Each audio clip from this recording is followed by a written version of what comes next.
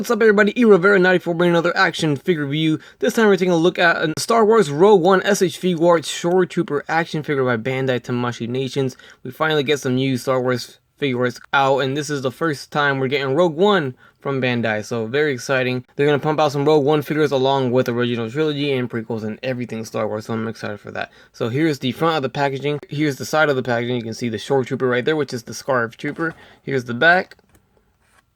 And then here we have the other side. So our standard SH Figuarts Star Wars packaging, just as we've seen ever since the line started, so nothing has really changed. And there we have the Shoretrooper out the package, and believe it or not, he is slightly different than from what Hasbro released as their squad leader. At first I thought it was the exact same, figure, or the same, I guess, trooper, but it's not. It's different. The one that has a release, which was the regular release, was the Scarif Trooper Squad Leader, which is this one right here. And then they had a Walmart exclusive, which was just a Scarif Trooper, just a normal trooper. Now this is a Squad Leader. You can see they both share the red bicep, but they don't share the blue shoulders. So the Squad Leader has the blue shoulder, and then the Shoretrooper has a regular colored, shoulder. They both had the left shoulder being the blue with the white, but then the forearm on this one is blue with yellow, and then this one is not blue and yellow. It's just normal. So you can also see that this has a skirt looking thing here, and then this one does not. So it's slightly different. There's blue on the abdominal area on the left side, and this one does not have blue. And even the blue on his chest is different. Painted. So here you see it's a different type of trooper. Very slight difference, not major differences at all. Very little things that I couldn't even see through the packaging. I had to really put these side by side to take a look at that. But you can see, of course, always Hasbro stands a little bit taller than Bandai figures. But you can just see from these two standing next to each other the amount of detail this one has compared to this one. Just the little thing of just adding lines, painting the lines on the armor, that just makes it that much better. Look at the mask alone.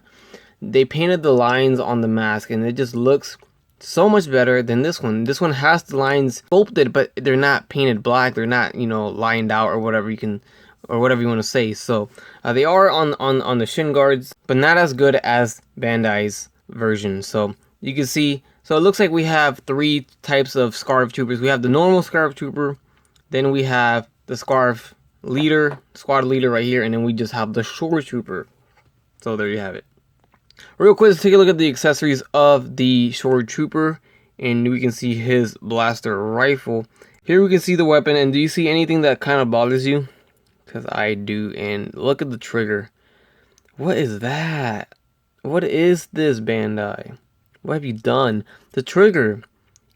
There's not a hole there. It's just all plastic, so it just looks so bad. It looks just, it doesn't look realistic at all. Why is it all black? Why isn't there a hole to put a finger, on the trigger? I don't understand that. And it's just black.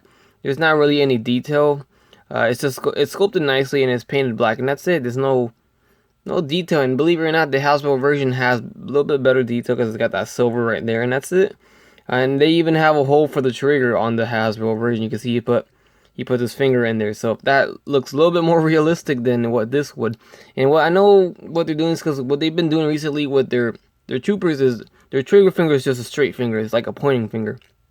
Even with the weapons with the holes in them, it just looks okay. It looks okay whenever you have a gun in his hand. It's just a finger on there. It's not like he's about to shoot the gun. That's how people hold the gun. They don't have the finger on the trigger.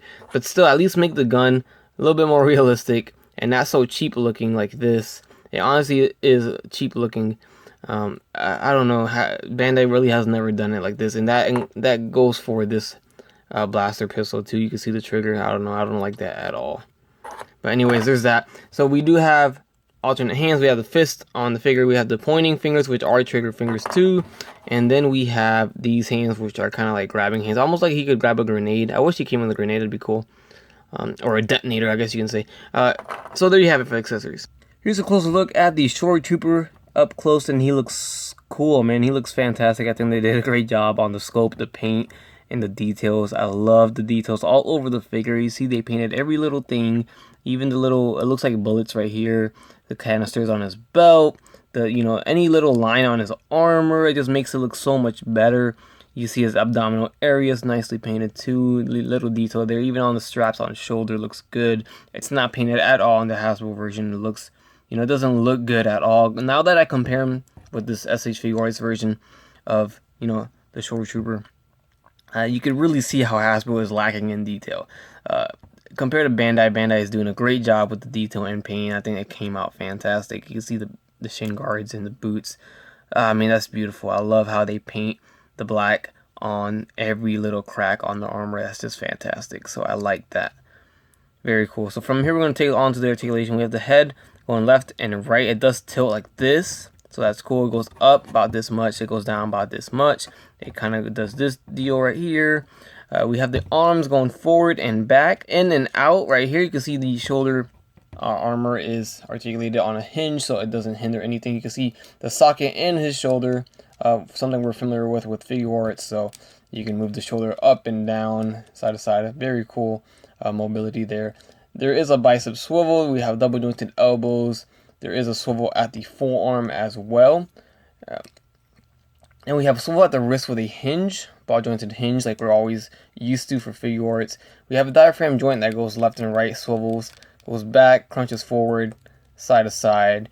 Then we also have a waist swivel, so swivels left and right, back and forward. So very good movement at the torso area. Then we have the legs going forward as much as the belt or the the magazines allow it to, back, in and out. Very cool. It does drop down SH Figuarts styles like we're all used to, so it allows more movement, so not too bad at all. Double jointed knees. Then it does swivel at the upper thigh. Then we do have a swivel at the ankle with the foot going forward and back very slightly, not a lot at all. We do have the ankle pivot and then the toe articulation right there. Alright guys, there you have it. That concludes my review on the SH Figuarts Shoretrooper by Bandai Tamashii Nations for Star Wars Rogue One. I absolutely love it. I think it looks fantastic. Honestly, I have no big gripes about it except for the cheap looking gun with no trigger finger hole.